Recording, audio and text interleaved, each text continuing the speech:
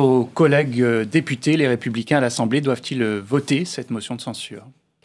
Je ne sais pas. Je crois, très honnêtement, je ne sais pas, parce que on est dans une crise grave qui peut aboutir sur une crise institutionnelle. Donc, redire l'importance de la présence des différents partis politiques me semble être une bonne idée. Nous devons être des vecteurs d'opposition républicaine. Et le meilleur endroit pour avoir une opposition républicaine, c'est dans les assemblées, que ce soit à l'Assemblée nationale ou au Sénat.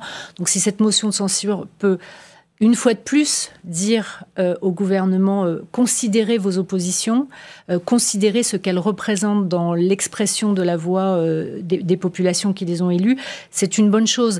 Après, je pense qu'il y a un cafouillis aujourd'hui institutionnel. On voit bien, on l'a dit tout à l'heure, il y a des errances dans l'exécutif. Rajouter de la confusion sur la confusion, c'est aussi un petit peu délicat. Alors Emmanuel Macron a fait de sa capacité réformatrice la ligne de son quinquennat, mais pourra-t-il encore mener à bien ces réformes après cette crise ? C'est la question que nous avons posée aux Français dans un sondage Public Sénat Opinionway.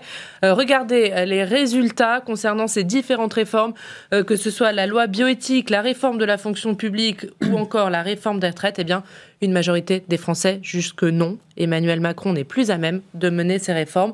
Est-ce que c'est aussi votre avis, Sophie Primas ? La France, elle a besoin de réformes et toute la présidentielle s'est jouée autour de quelles réformes et de quelle manière on allait mener ces réformes. Et la France a besoin de réformes. On a besoin de vraiment structurellement, et c'est d'ailleurs là aussi, je pense, la faute de départ d'Emmanuel Macron. C'est-à-dire le premier budget qui a été voté marquait le fait qu'on n'aurait pas de réformes structurelles, qu'on aurait des ajustements à droite à gauche, mais pas de réformes structurelles. Mais est-ce qu'il est encore en capacité de les mener, ces réformes ? Ça va être difficile. Ça va être difficile, ou alors il faut qu'il les mène, encore une fois, c'est ce que je vous disais tout à l'heure, vraiment en essayant de créer une union nationale, une vraie union nationale, c'est-à-dire là où il laisse la place à ses opposants politiques, républicains.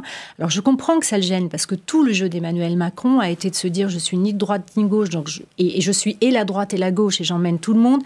Et du coup, je me laisse face aux extrémistes de gauche ou de droite. On voit bien qu'on ne peut pas faire ça si on ne laisse pas une voix, un avis, une voie de sortie aux partis politiques républicains. Donc, s'il arrive à faire ça après cette crise, peut-être arrivera-t-il à faire des réformes qui pourront être expliquées.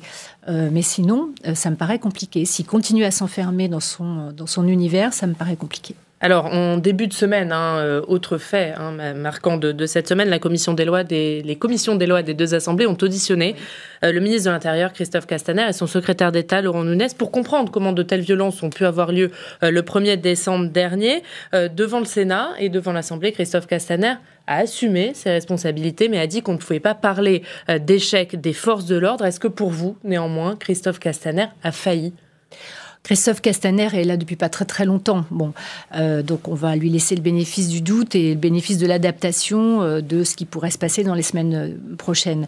Moi, je crois que les forces de l'ordre, les hommes et les femmes qui sont les forces de l'ordre et qui ont servi de rempart, n'ont pas failli parce qu'elles ont fait ce qu'on leur a demandé. Le gouvernement avait 3 objectifs et les forces de l'ordre avaient 3 objectifs. Premier objectif, et on l'a très bien vu dans les auditions, c'était protéger les lieux institutionnels, protéger l'Élysée, protéger l'Assemblée nationale, protéger un certain nombre de lieux emblématiques de la République. Le deuxième, c'était d'essayer de gérer l'expression des Gilets jaunes sur les Champs-Élysées en toute sécurité. Voilà. Et le troisième, c'était de disséminer des forces dans les rues adjacentes. On voit bien que ce système-là... finalement, a été suivi, mais il n'est plus du tout adapté aux escadrons de frelons, comme on pourrait l'imager, qui se dispersent partout pour faire de l'ultra-violence. Donc là où ça a failli, c'est qu'on n'est plus en phase avec cette nouvelle violence.